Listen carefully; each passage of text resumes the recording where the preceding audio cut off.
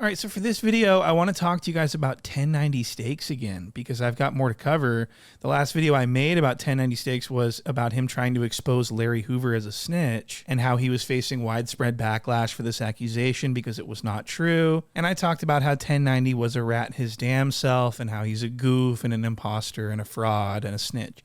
So that was the last video, but I've got more to cover. I'm not done. I'm not satisfied. And so I do want to start with the first clip. Now, this first clip is going to be the guy that Larry Hoover is being accused by Jake of snitching on him. And what you're going to see is this guy's going to come out and say Larry Hoover never snitched on him, never took the stand on him, never wrote a statement on him, that it's all a bunch of bullshit. Listen to this. Last year, they tried to say that Larry Hoover told on me, that he told the police that I shot him. I had to come on Facebook and made it perfectly clear. That man ain't never told on me, but damn, they did the same thing to David Barstow. They put it on that David Barstow told on some Blackstone Rangers in 1965 and 66. So 1090 Jake bases his entire accusation on this old school newspaper article from racist Chicago back in the 60s where they were rioting over the civil rights. It was completely corrupt. And so this is what Jake's entire basis of his whole thing is this newspaper article. But we've got the guy that apparently got snitched on. He should be pretty upset, right? Wrong. What? He's not upset at all because it never happened. He was never snitched on.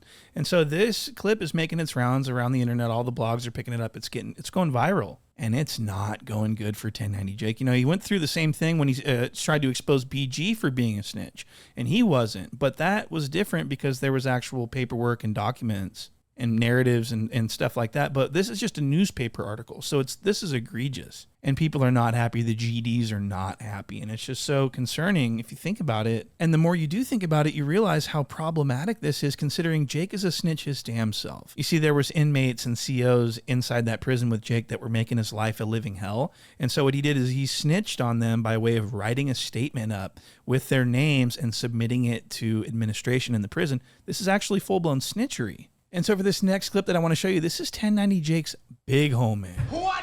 Everybody that hit me got hit. I got hit here. I couldn't run. I couldn't do nothing. My toes was pussing. I couldn't do nothing. All I could do was look around.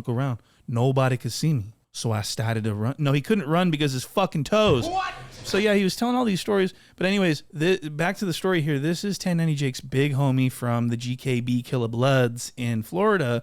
And he's going to be basically coming out and saying that Jake did actually snitch, but he doesn't want to call him a snitch because that's his, his little bitch or whatever. But he does say that Jake committed violations here. Look at this. I called 1090 Jake a rat. And no, I'm not worried about if a nigga feel away with what I'm saying.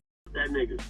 You know what I mean? What I'm saying is, when he said I was assaulted by and put that man's name in there, he fucked up. It was an error. He wasn't supposed to do that. So Jake's big homie just said fuck him. What? So this isn't very good. So Jake is actually facing backlash for being a rat from his own people. And this is not good.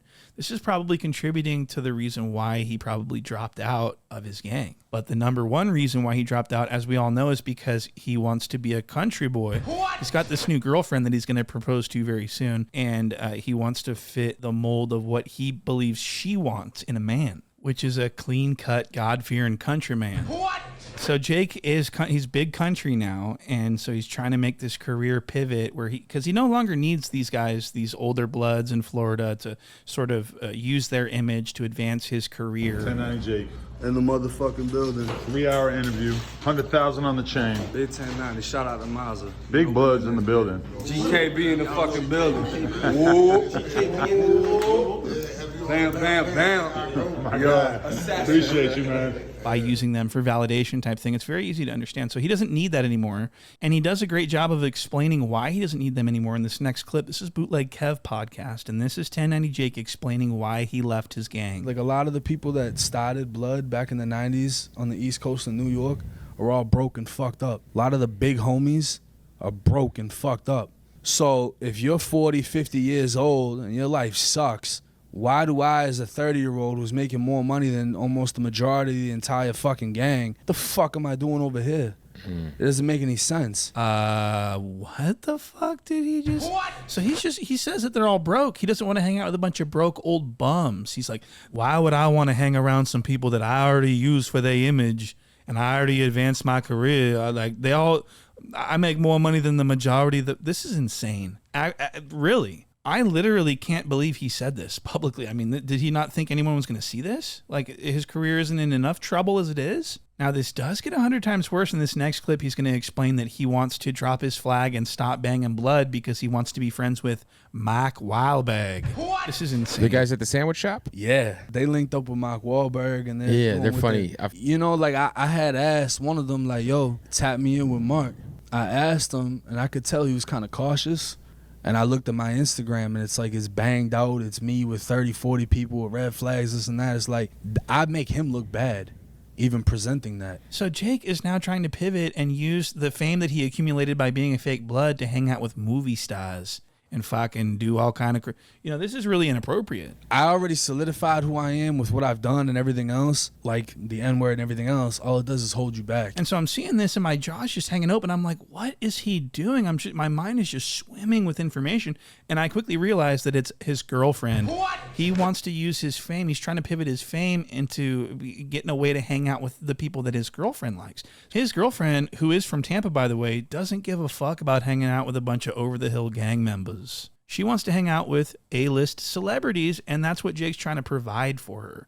And so he's a country boy now. He's singing to her, and we actually have audio of that.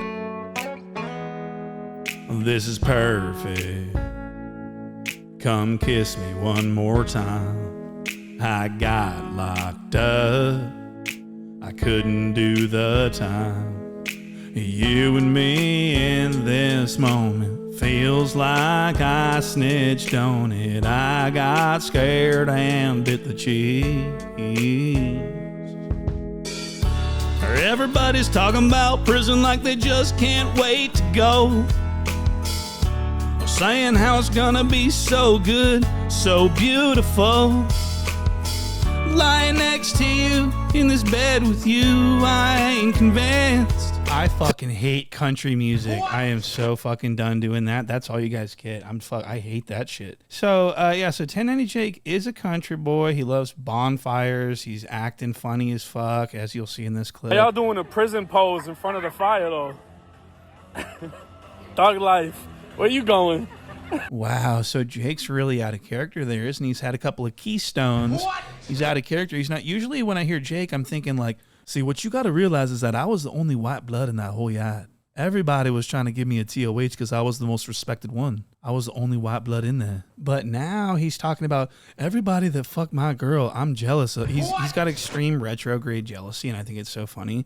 And they argue about this extensively. They argue about the guys that, what's her name, Haley, his girlfriend, used to have vaginal sex with before Jake came along. Look at this. If her past don't count, then why does mine make me a felon? These ladies be out here with more bodies than old block, but my past is the only one that counts. Make that make sense in the comments. So Jake's really going through it right now, thinking about all the bodies that his girlfriend has. What? I mean, this is so funny. So, and another thing I want Jake to understand is not only did his girlfriend sleep with people before he came along, but she thoroughly enjoyed it and it gratified her sexually. What? And not only that, her ex-boyfriend that she had before Jake, she's actually still in love with him and she wants to have sex with him right now. What? So I just want Jake to understand these things are actual facts. And so I thank you all for watching and I'll see you on the next one. That's 1090 Jake? Hell no. What the hell? Oh my God, no way. There's no way that's 1090 Jake. Oh, mama. Florida, where he burgled